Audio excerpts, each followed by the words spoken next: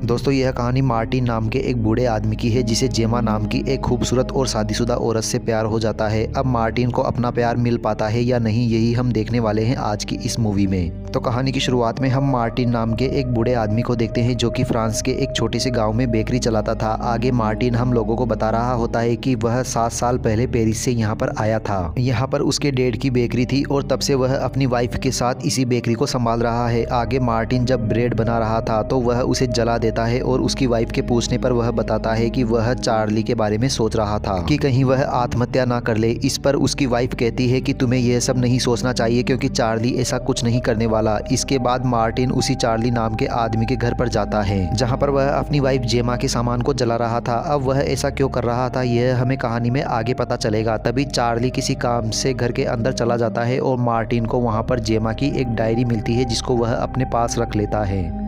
फिर घर आकर मार्टिन उसी डायरी को पढ़ता है और कहानी फ्लैशबैक में चली जाती है। यहाँ पर हम उस दिन को देखते हैं जिस दिन चार्ली पहली बार अपनी वाइफ जेमा के साथ इस गांव में रहने आया था ताकि वह दोनों अपनी बाकी की ज़िंदगी यहाँ पर शांति से जी सके। अब अपने गांव में नए लोगों को देखकर मार्टिन उसके पास जाता है और उन्हें अपना इंट्रोडक्शन देता है। अब इसके कुछ दिनों बाद जेमा और चार्ली मार्टिन की दुकान पर ब्रेड खरीदने आते हैं और तभी वहाँ पर मार्टिन जेमा को देखता है और वह उसकी खूबसूरती पर फिदा हो जाता है। इसके बाद जब मार्टिन घर जा रहा था तो उसकी मुलाकात एक बार फिर से जेमा से होती है। फिर मार्टिन उसे एक सुंदर सा गार्डन दिखाने लेकर जाता है जिसको देखकर जेमा को बहुत अच्छा लगता है। फिर उसी रात चार्ली मार्टिन के घर पर आता है और कहता है कि उनके घर की बिजली चली गई है। तभी मार्टिन उनके घर पर जाता है और वह बिजली को वापस चालू कर देता है। तभी वहां पर मार्टिन की वाइफ भी आ जाती है और फिर यह चारों मिलकर दारू पीते हुए बातें करने लगते हैं। पर इसी दौरान मार्टिन वहां पर सिर्फ जेमा को ही देख रहा होता है। अब ऐसे ही कुछ दिन बीत जाते हैं और एक दिन जेमा मार्टिन की बेकरी पर आती है। तब वहाँ पर मार्टिन उसे पूछता है कि क्या तुमको जानना है कि मैं इस ब्रेड को कैसे बनाता हूँ। तो जेमा भी इसे देखने के लिए हाँ बोल देती है। फिर मार्टिन उसे पीछे वाले कमरे में लेकर जाता है जहां पर वह ब्रेड बनाया करता था। फिर जब जेमा ब्रेड बनाने लगती है तो मार्टिन उसे पूछता है कि तुम्हें कैसा लग रहा है। इस पर जेमा उसे कहती है कि मुझे बहुत अच्छा लग रहा है और मुझे ऐसा लग रहा है कि मैं योगा कर रही हूँ। अब उस रूम में बहुत ज़्यादा गर्मी थी इसलिए जेमा को भी गर्मी लगने लगती है और वह अपना स्वेटर उतार देती है। पर तभी मार्टिन के अंदर भी काम वासना जागने लगती है और वह जेमा की बॉडी को देखने लगता है। फिर अगले सीन में हम देखते हैं कि मार्टिन और उसकी वाइफ और चार्ली और जेमा सारे साथ में लंच कर रहे थे।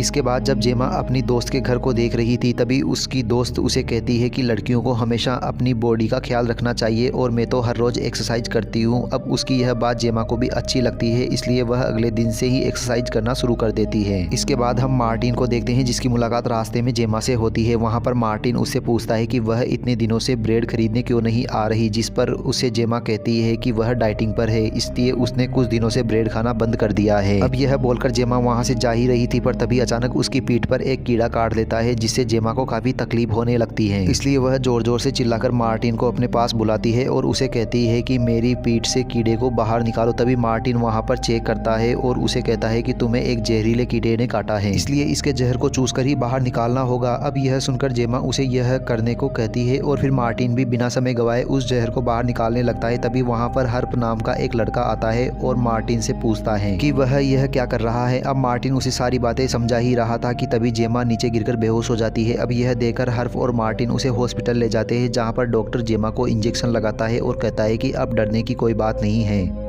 फिर जब वह वापस घर की तरफ जा रहे थे तो जेमा मार्टिन के कंधे पर सर रखकर सो जाती है जिससे मार्टिन बहुत ज़्यादा खुश हो जाता है और उसे लगने लगता है कि अब तो जेमा भी उसे पसंद करती है। फिर अगले दिन जब मार्टिन अपनी शॉप के बाहर खड़ा था तभी वह वहां पर जेमा और हर्फ को बातें करते हुए देखता है। अब मार्टिन उन दोनों को देखकर सोचता है कि जल्दी ही इन दोनों का अफेयर अब शुरू होने वाला है। इसके बाद अगले दिन जेमा सुपर मार्केट से वाइन खरीद रही थी तभी वहां पर उसकी मुलाकात एक बार फिर हर्फ से होती है जो उसे अपनी पसंद की वाइन बताता है और जेमा भी उसी वाइन को खरीद लेती है। इसके बाद हम मार्टिन को देखते हैं जो कि ब्रेड डिलीवरी करके अपने घर जा रहा था। तभी वह रास्ते में जेमा को कहीं जाते हुए देखता है इसलिए वह रुककर उसे देखने लगता है। मार्टिन वहां पर देखता है कि जेमा हर्फ के घर पर आई है। अब मार्टिन यह देखकर शॉक्ड हो जाता है पर फिर वह सोचता है कि शायद जेमा हर्फ के साथ वाइन पीने आई होगी। पर उसकी यह सोच गलत होती है क्योंकि उसी रात जब वह जेमा के घर पर डिनर के लिए आता है तो वहां पर वह उसके गले पर लव वाइट देखता है, जिससे वह समझ जाता है कि आज हर्फ ने जरूर उसके साथ कुछ किया होगा। अब यह देखकर मार्टिन सैड हो जाता है क्योंकि वह भी जेमा के साथ वह सब करना चाहता था। फिर अगले दिन मार्टिन हर्फ को देखता है जो कि बहुत ज़्यादा टेंशन में होता है। अब यह देखकर मार्टिन उसके पास आता है और उससे पूछता है कि क्या बात है। इस पर हर्फ उसे बताता है कि वह पढ़ाई पर बिल्कुल भी ध्यान नहीं दे पा रहा। इस पर मार्टिन उसे कहता है कि उसे अपनी गर्लफ्रेंड को यहाँ पर बुला लेना चाहिए क्योंकि वह पढ़ाई में उसकी मदद कर सकती है। अब इसके कुछ देर बाद मार्टिन जेमा को कहीं पर जाते हुए देखता है और इसके थोड़ी देर बाद हम देखते हैं कि जेमा हर्फ के घर पर उसके साथ इंटीमेट हो रही है और इसी से हर्फ का सचमुच में अफेयर चल रहा है। अब ऐसे ही कुछ दिन और बीत जाते हैं और इन दिनों मार्टिन सिर्फ जेमा के बारे में ही सोच रहा होता है। फिर एक दिन जेमा बहुत ही खुश होकर मार्टिन की बेकरी पर आती है और उसे बताती है कि चार्ली कुछ दिनों के लिए शहर से बाहर गया है। फिर वह वहाँ से कुछ ब्रेड खरीदती है पर जाते वक्त ब्रेड का एक टुकड़ा वहीं पर ही भूल जाती है।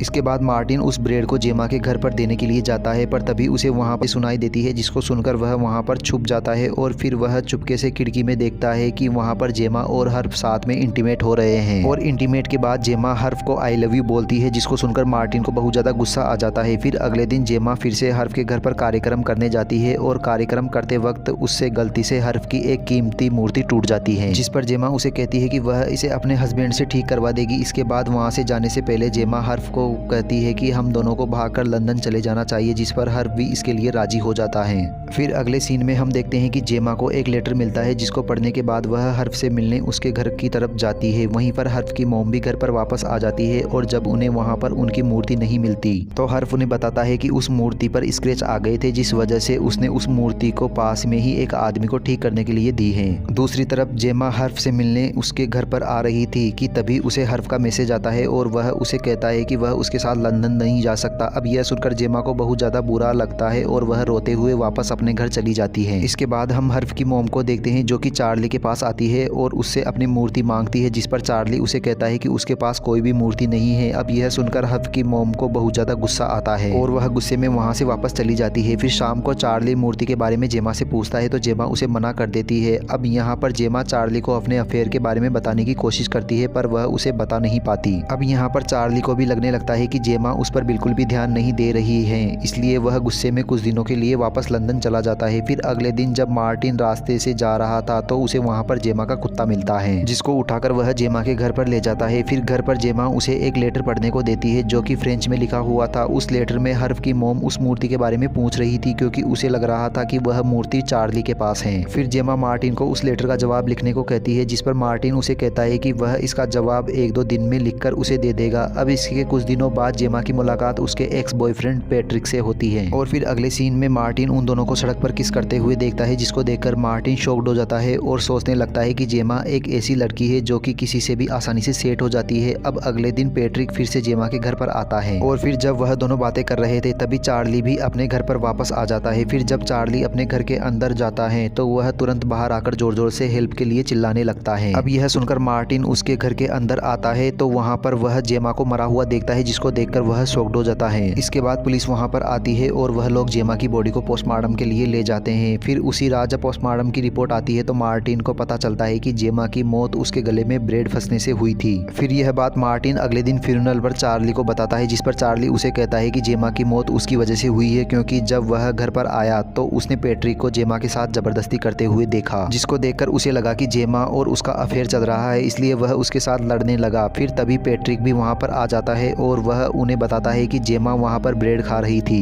तभी वह पीछे से आकर उसे किस करने लगा, जिस वजह से जेमा के गले में ब्रेड फंस गई और फिर जब वह उसे निकालने की कोशिश कर रहा था तभी चार्ली वहाँ पर आ गया और गलतफहमी की वजह से उन दोनों में लड़ाई हो गई। अब यह दोनों लड़ाई में इतने ज़्यादा पागल हो गए थे कि उन्हें जेमा का ख्याल ही नहीं रहा और जेमा की वहाँ पर दम घुटने से मौत हो गई। अब यहाँ पर फ्लैशबैक खत्म होता है और हम वहाँ पर मार्टिन के बेटे को देखते हैं जो कि वहाँ पर आके उसे बताता है कि हमारे पड़ोस में एक रशियन कपल रहने के लिए आया है। अब यह सुनकर मार्टिन तुरंत उनसे मिलने के लिए उनके पास जाता है और दोस्तों इसी के साथ ही यह कहानी यहीं खत्म हो जाती है। दोस्तों यह मूवी आपको कैसी लगी? अगर वीडियो पसंद आई हो तो चैनल को सब्सक्राइब कर दीजिए और वीडियो को लाइक कर दीजिए। मिलते हैं अगली मूवी के साथ, तब तक बने रहिए हमारे साथ हमारे चैनल पर।